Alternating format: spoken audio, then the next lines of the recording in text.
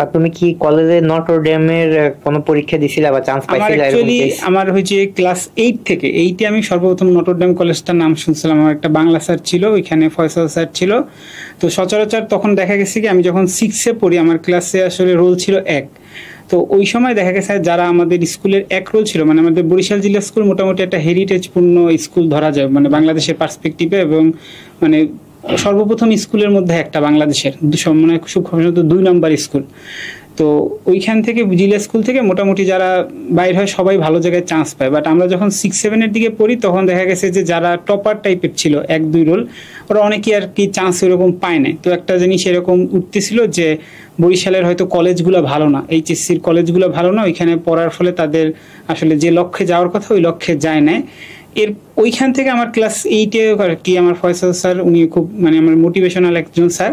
তো উনি আর কি তখন নটরডেমের কথা বলতো যে তোরা হলো যে ভালো মানে এসএসসির পরে ভালো রেজাল্ট করলে নটরডেমের যাস।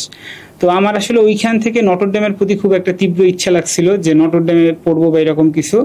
বাট যখন আমি 10-এ কি মানে পাশ করি এসএসসি, তো তারপরে হলো যে দেখা গেছে যে ফ্যামিলি দিয়ে আর কি বাইরে যে মানে আলাদা থাকতে হবে বা আমি এটা হ্যান্ডেল করতে পারবো কিনা, বাইরে একলা থাকা, কখনো একলা থাকি নাই, তো একটা রিস্ক কাজ করতো। তো আমার যেহেতু আর কি বড় বোন আছে 2জন, তো 2জন পাশ করে বেরিয়েছে, তো তাদের আর কি একটা আইডিয়া আছে যে বাইরে একলা থাকলে কি রকম কি সমস্যা টমস্যা হইতে পারে।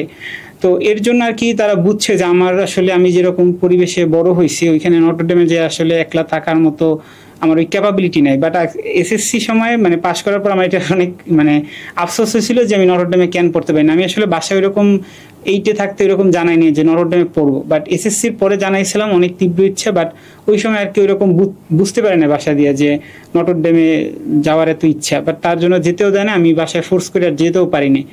তো দেখা গেছিল যে একবার আম্মু বলছিল যে নটরডেমে অন্তত পরীক্ষাটা দিয়ে রাখ, যে পরীক্ষায় চান্স পেলে অন্তত বলা যাবে যে হ্যাঁ নটরডেমে চান্স পেয়েছিল, যায় নাই। বাট পরে হলো যে আমার একটা মানে কনফিডেন্টের অভাব ছিল যে আমি প্রিপারেশন নিলাম না, এখন যদি চান্স না পাই তখন আর একটা দুঃখ কাজ করবে যে আমি নটরডেমে চান্সই পাইনি। এখন ধরো পরীক্ষা হলো যা দিলাম, দেই নাই, চান্স পাইনি, আপু যাইতে দেয় না বাসা দিয়ে, এটা বলতে পারবো। মানে আমার তো 2 বছর থাকা লাগবে, তাই না? 2 বছর দেখা যায় যদি এরকম একটা মানে মাথায় ফিলিংস ঢোকে যে আমি পরীক্ষা দিয়ে চান্স পাইনি, তখন আমার কনফিডেন্ট আসলে অনেক লো হয়ে যাবে। এর জন্য আর কি তখন আর নটরডেমে যাওয়া হয় না। বাট এইচএসসির পুরোটা টাইম নটরডেমের মানে আমার অ্যানালাইসিস করতে করতেই গেছে, নটরডেম প্লাস ঢাকাতে কিরকম স্টুডেন্টরা